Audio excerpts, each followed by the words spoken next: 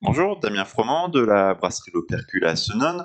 Moi, je vais vous aborder donc le thème des études et la mobilité qui va derrière.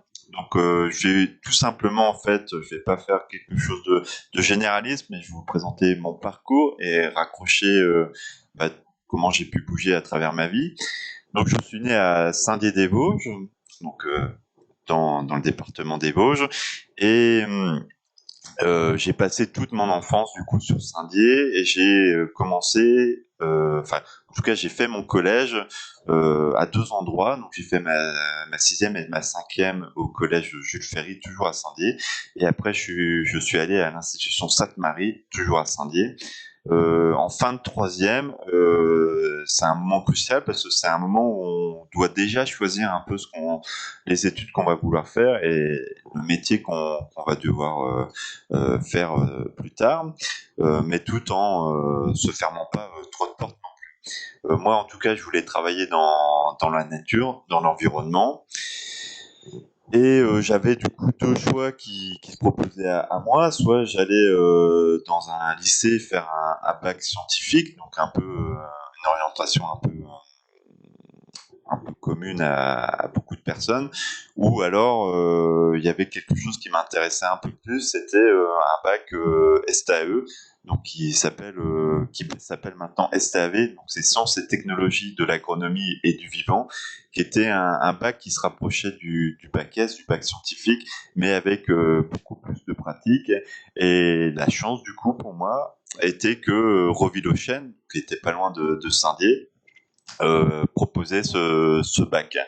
Et ça me mettait du coup un pied dans le métier que je voulais faire, en tout cas dans l'objectif que je m'étais fixé, c'était de travailler dans l'environnement.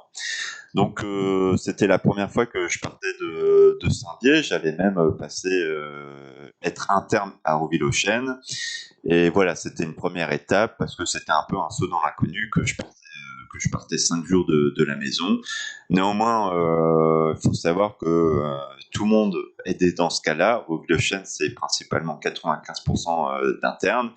Et du coup, bah, on se retrouve tous dans la même situation et donc ça soude un peu les liens, on fait de très belles connaissances. Donc sur les 3 années que j'ai passées là-haut, j'en garde que du bon. Parce que bon, voilà, des rencontres et cet effet d'internat était vraiment super. Après ce bac, bah, il fallait encore choisir. Moi, j'ai décidé de continuer donc à travers un BTS. Donc c'est des études supérieures. Et pour résumer de ce que j'en ai gardé au niveau de l'ambiance, c'était que c'était une continuité du lycée, sauf qu'on a tout simplement plus de 18 ans et un peu plus, on va dire, de liberté. Mais alors, forcément, quand on commence à faire des études un peu supérieures, eh ben les choix sont un peu plus limités si on veut rester un peu dans les Vosges. Donc, malheureusement pour moi, j'en avais même pas en Lorraine. J'ai dû partir à Charleville-Mézières. Voilà, toujours en internat, à côté de la frontière belge. Et là aussi, c'est pareil. Donc, c'était un côté vraiment très pratique. Je voulais garder toujours un côté terrain, un côté pratique sur mes études supérieures. Mais voilà, j'ai dû encore m'éloigner un petit peu plus. Donc là, je revenais même pas tous les week-ends, je revenais une fois par mois, voire une fois tous les 6 semaines. En fait, au fur et à mesure que j'ai fait mes études là-bas, je restais de plus en plus longtemps parce que j'étais pas seul à être dans le cas là, et on était plusieurs du coup camarades de classe à rester sur site les week-ends. Donc là aussi, j'ai fait de très belles rencontres. Je rencontre encore et je garde encore contact avec énormément de monde de ce BTS-là, qui sont soit sur Paris, soit sur le nord de la France, qui font des métiers divers. Mais voilà, le fait de partir, c'est aussi une question de s'ouvrir aux autres, et il n'y a pas une question que d'études, il y a aussi la découverte du monde qui va aussi pouvoir on va pouvoir aussi nous se forger une idée du métier qu'on veut faire par la suite. Donc après ce BTS, j'avais le choix tout simplement de m'arrêter et de faire mon métier, ou alors tout simplement faire encore des études supérieures. Donc le BTS, c'était un BTS de gestion et protection de la nature. Donc voilà, donc j'ai été resté dans le cursus nature. Donc j'ai décidé de faire une licence, et encore une fois pour faire une licence, parce que moi toujours mon objectif, c'est quand je veux faire quelque chose, je veux faire quelque chose qui me plaît, et je veux faire des études qui me plaisent, et je veux pas rester dans une région ou un département et faire des études qui vont me plaire à moitié. Et donc je suis parti à Gap parce que je voulais aller avoir une formation un peu plus sur la montagne. Bah oui, je suis issu de Saint-Dié, dans les Vosges, et le côté montagne était important pour moi. Donc je suis parti à Gap, qui est là, on arrive plutôt sur de la haute montagne, et pareil, là je revenais que pour les vacances de Toussaint, de Noël, etc. Et pareil, mais néanmoins, en partant tout simplement, j'ai appris tout simplement à skier. Je ne savais pas skier, faire du ski de piste. C'est les copains là-bas qui m'ont appris à skier. Et pareil, j'ai fait des études qui me plaisaient, et du coup, je me suis bien plu dans le contexte où j'étais. Voilà, après ma licence que j'ai donc obtenue, qui était sur le côté montagne et développement économique, je suis parti à Clermont-Ferrand faire des études encore plus poussées sur la science, puis à Metz. Et à Metz, j'étais revenu dans la région. Alors c'est vrai qu'il y a un côté confortable quand on revient chez soi, c'est qu'on a un peu plus de repères, on revoit un peu plus sa famille et ses amis. Mais moi, j'avais aussi des copains qui faisaient des études et qui travaillaient, et du coup, qui n'étaient pas forcément disponibles pour se voir les soirs ou même les week-ends. Donc, mais néanmoins, moi, mon objectif, comme je vous l'ai dit, c'était toujours d'avoir les études, enfin d'apprendre ce que je voulais apprendre, et pas de passer mon temps sur sur le banc de l'école pour apprendre des choses qui me plaisaient pas. Voilà. Et mon dernier, donc j'ai fait un bac plus 5, et ma dernière année d'études, pour faire mon bac plus 5, je suis parti complètement dans le sud, à Albi, à côté de Toulouse. Je connaissais pas, j'étais jamais même allé dans le sud de la France. Et voilà, là j'ai fait une super rencontre, j'ai un super ami maintenant là-bas. Et vraiment, ça m'a ouvert l'esprit, voilà, entre les différents contextes géographiques. Et voilà, toujours dans cette habitude de faire ce que je voulais faire. Entre-temps, entre ces études, en fait, cette partie théorique, j'ai fait aussi de nombreux stages, donc aussi bien dans les Vosges, dans les Ardennes. Je suis parti en Italie pour ma licence, au Canada pour mon master. Vous voyez, je suis parti aussi à l'étranger ça allait de 2 à 6 mois. Et voilà, c'était toujours l'objectif.